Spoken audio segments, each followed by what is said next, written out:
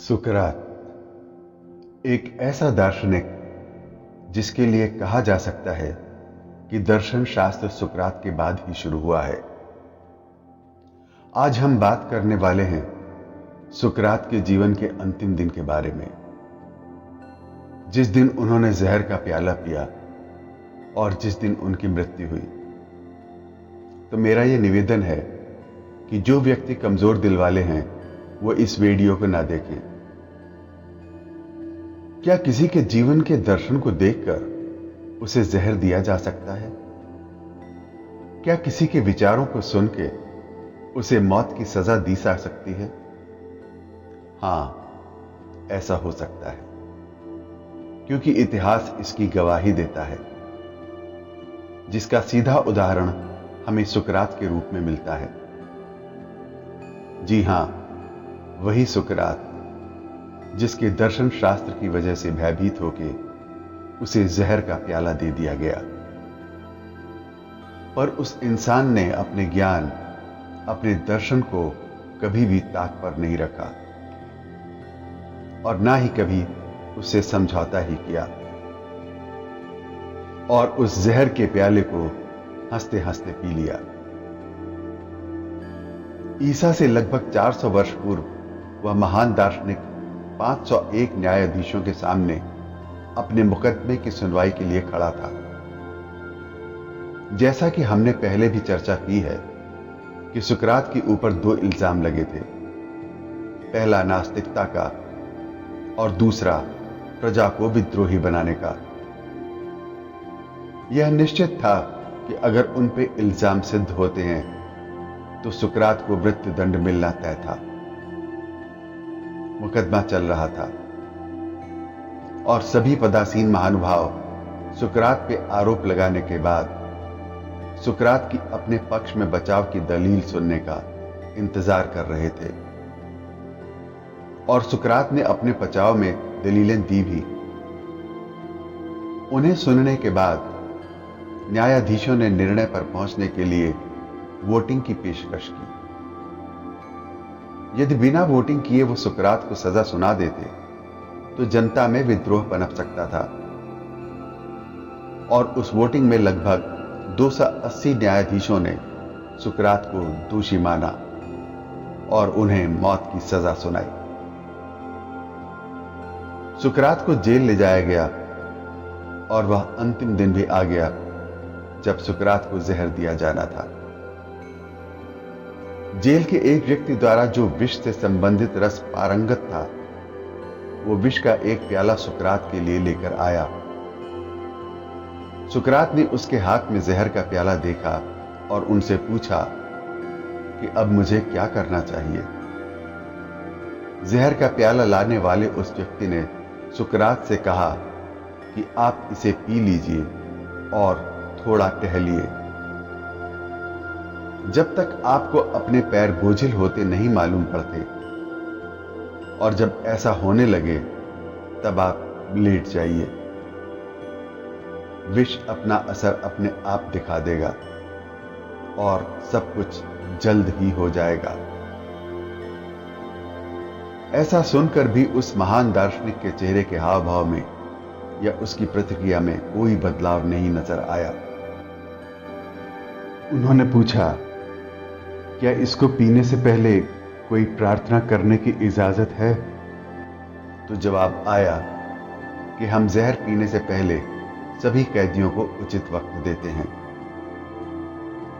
यह सुन के सुकरात ने कहा, हमें भगवान से प्रार्थना करनी चाहिए कि हमारे स्वजनों को हमारे बाद भी धरती पर प्रसन्न रखें और उनके जीवन को सुंदर बनाएं। यही मेरी प्रार्थना है, और मैं चाहता हूं कि जो भी अभी मेरे पास हैं वो भी मेरे साथ ही प्रार्थना करें। ऐसा कह के निर्भाव रूप से उस महान दार्शनिक ने एक बार में ही वो जहर का प्याला पी लिया। अभी तक जो लोग सुकरात के पास अपने भावों को और आंसुओं को रोके खड़े थे, उन्हें जहर का प्याला पीते देख वो खुद को रोक नहीं पाए और उनका रुदन निकल गया। प्लेटो कहते हैं, मेरी इच्छा के विरुद्ध ये देख के मेरे आंसू बहने लगे। इसीलिए मैंने अपने चेहरे को ढककर आंसुओं को पोंछ लिया। मैंने अपने आंसू इसलिए नहीं पोंछे कि सुकरात उन्हें रोता देख लेंगे, बल्कि इस दुर्भाग्य के लिए पोंछे जिसकी वजह से आज सुकरात हमसे हमेशा हमेशा के लिए अलग हो रहे थे। सुकरात के कई शिष्य जो अपने आंसुओं को नहीं रोक पा रहे थे, वो फौरन ही उस जेल कक्ष के बाहर चले गए।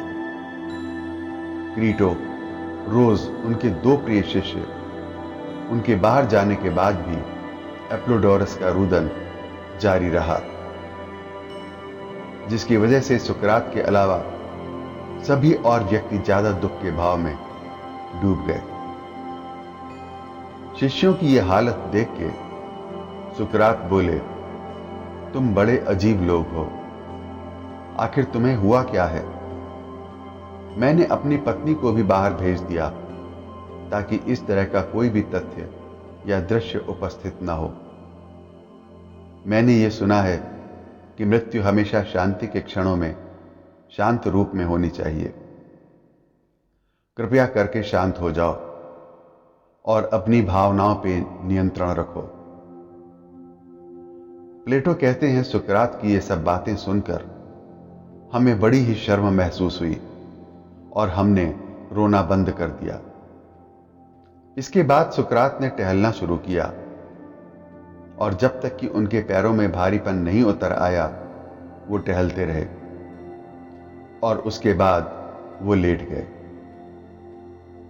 कुछ देर बाद उनके पैरों को छुआ गया और उनसे पूछा गया कि क्या उनको कुछ महसूस हो रहा है।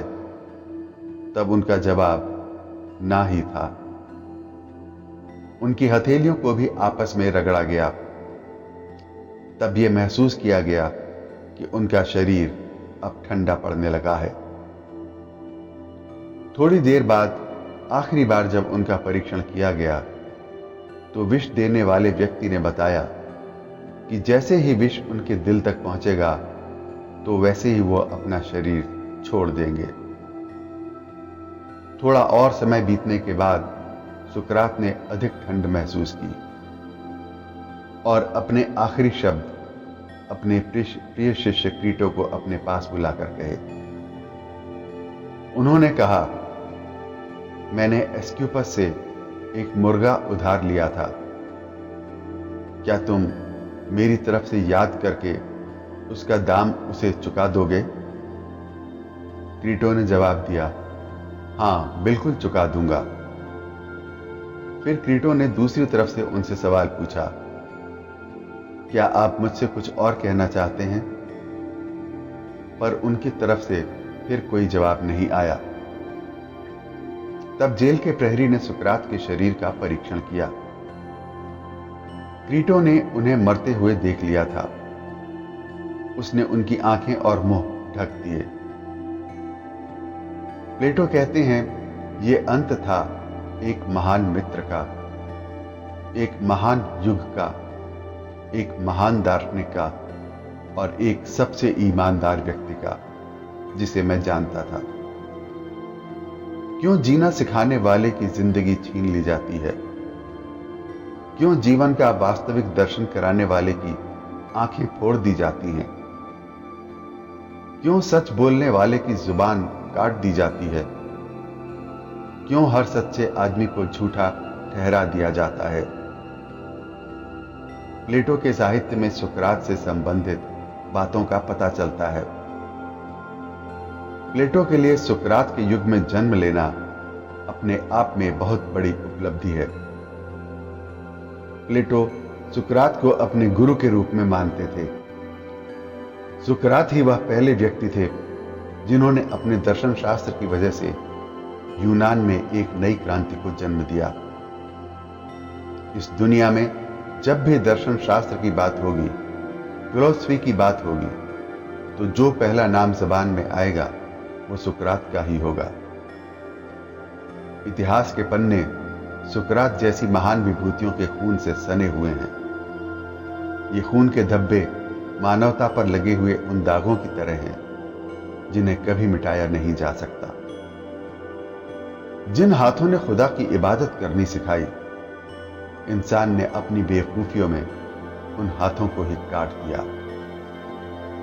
हालांकि सुकरात के संबंध में कोई दस्तावेज उपलब्ध नहीं है, पर ऐसा कहा गया है कि उनसे एक शिष्य ने कहा, आपने अपने संबंध में कुछ नहीं लिखा, काश आप अपने संबंध में कोई पुस्तक लिख देते तो आने वाली पीढ़ी उसे पढ़ के आपको जान पाती, आपके ज्ञान को समझ पाती।